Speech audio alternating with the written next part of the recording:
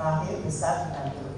Kemudian tahun 99 saya ini ikut KASUM, koalisi sipil ya untuk advokasi Marsinah, yang ketuanya waktu itu Tete. Jadi saya waktu itu masih dosen di UNER, karena saya juga bagian dari gerakan buruh ya. Jadi aktivisme saya itu pertama kali di buruh di RSKBH Humanika. Jadi saya ikut terlibat di situ, tapi kemudian tidak tuntas ya, karena saya kemudian berangkat ke Inggris untuk sekolah, karena dosen harus sekolah.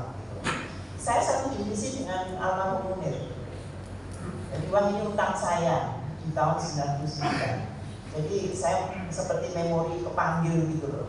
Dan yang kedua, saya kan bikin Institut Sarinah yang bergerak di isu perempuan dan menjadi bagian dari koalisi sipil untuk PPRT yang Mbak Ju juga ada di dalamnya. Dan saya datang ke sana untuk terima kasih ke teman-teman buruh karena ikut mengangkat isu PPRT, di mana PPRT ini sangat tidak populer ya di kalangan apapun ya, dibandingkan dengan isu perempuan kekerasan seksual. Itu ada donornya, semua kelompok perempuan masuk. Di isu PRT sulit sekali basisnya, nggak ada donor, zero dan donor. Jadi semua dibiayai sendiri. Jadi ada tenaga baru ketika teman-teman di beberapa 1 Mei itu di setiap aksi buruhnya itu diangkat. Jadi itu yang membuat saya udahlah ini seperti simbiosis mutualisme.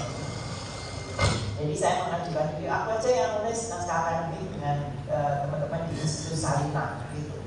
Nah betul pada Oktober naskah itu sudah jadi dan saya kontak bupatinya yang di kelas saya SMP ceritanya. Tapi saya panggil Mas ya karena bupati dia PDIP. Mas Mahen lagi namanya kan. Mas Mahen ini aku nyetor urun, jadi urun gitu sebetulnya. Karena ada rapat juga di kabupaten itu. Saya urun naskah akademik dari Institut Sarinah gitu. Oh ya Mbak, terima kasih. Ini gak iso ngelaku ini istri saya dulu. Untuk kick off tidak bisa jalan. Nah setelah ada naskah akademik yang tidak lengkap, terus teman-teman KSBI Nganjuk, KSBMI ya, KSBSI, anak buahnya Mbak siapa? Mbak, anak buahnya Mbak itu sudah kerja duluan untuk mengumpulkan yang akhirnya bisa jadi lampiran naskah akademik. Itu pun saya juga nggak kenal, dia yang ngomong, aduh Mbak terima kasih karena kita sudah mengumpulkan data tapi nggak bisa bikin naskah akademiknya. Jadi saling melengkapi. Jadi saya melihat ini seperti apa ya, kerja ya itu istilah saya, kerja yang koordinasi pikiran aja gitu, karena semua orang setuju untuk mengangkat ini gitu ya. Saya kenalnya Mas Kli itu, oh ya Mas, alhamdulillah ya lengkap Mas. Terus habis ini apa Mbak? Oh habis ini kamu kontak minta dukungan dari lembaga-lembaga, dari DPRD. Jadi kita kerja mendadak dan karena disatukan oleh pikiran Marsinah harus jadi pahlawan gitu. Nah dari perspektif Institut Sarinah seperti yang diungkap oleh Bu Iqbal, nggak ada ini perempuan yang dari rakyat, kebanyakan dari tentara dan laki-laki. Yang dari perempuan itu sulit sekali ya. Bu Inggit itu sudah 4 tahun nongkrong di Kemensos, nggak diangkat-angkat, lengkap semua sampai rekomendasi dari Gubernur Jabar. Dan Bu Inggit nggak bisa dikaitkan dengan Soekarno, dia sendiri berkontribusi kan sebagai perintis pejuang kemerdekaan, dan dia punya pensiun sebagai perintis gitu loh. Jadi nggak kemudian hanya karena Bu Fatmawati sudah ada sebagai istri terus Bu Inggitnya hilang, nggak begitu dong cara mikirnya. Oh dia yang nemeni babat alas lah ya, babat hutan gitu. Ini itu pun mentok gitu. Demikian juga upaya untuk yang lain. Kalau boleh saya usung, tokoh yang bisa untuk jadi pahlawan berikutnya dan perempuan adalah SK Trinuri. Dia Menteri Perburuan pertama, dia juga perintis kemerdekaan, dia juga melawan Soekarno, poligaminya. Jadi ini sudah sangat indah dan lengkap ya gitu. Jadi saya akan bagi juga ya untuk naskah akademik kalau teman-teman di buruh setuju untuk ini dilakukan.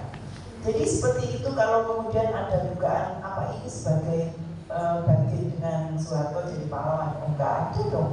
Pak Soeharto itu di usulin kan jauh hari sebelumnya kan mentok hilang lagi. Dan alhamdulillah karena kerja koordinasi ini kita yang paling akuntabel. Kita ada naskah akademiknya, ada series of discussion, research dan seterusnya, rapi sesuai dengan Kemensos untuk pengusulan gelar pahlawan. Tapi mohon maaf, Gus Dur sama Pak Harto nggak ada itu. Jadi sampai itu mana naskahnya enggak. Jadi ceritanya, kalau saya boleh bicara, Marsia lebih akuntabel karena memenuhi semua syarat materi untuk pengusulan gelar tersebut. Ya, menurut saya ini langit kan yang mendorong ini loh, yang lebih akuntabel, lebih lebih kredibel, lebih berintegritas gitu ya. Jadi proses pengusulan naskah tersebut. Jadi demikian, memang ada beberapa titik temu kepentingan normatif, etis untuk menjadikan Marsina ini menjadi pahlawan, dan saya menolak apabila ini dikait-kaitkan dengan Pak Harto karena dia in fact ya kan korban dari Orde Baru dengan seluruh luka yang dilakukan tadi, jadi lebih pantas untuk jadi pahlawan itu. Dan saya nggak ada urusan dengan pengusulan Pak Harto ya.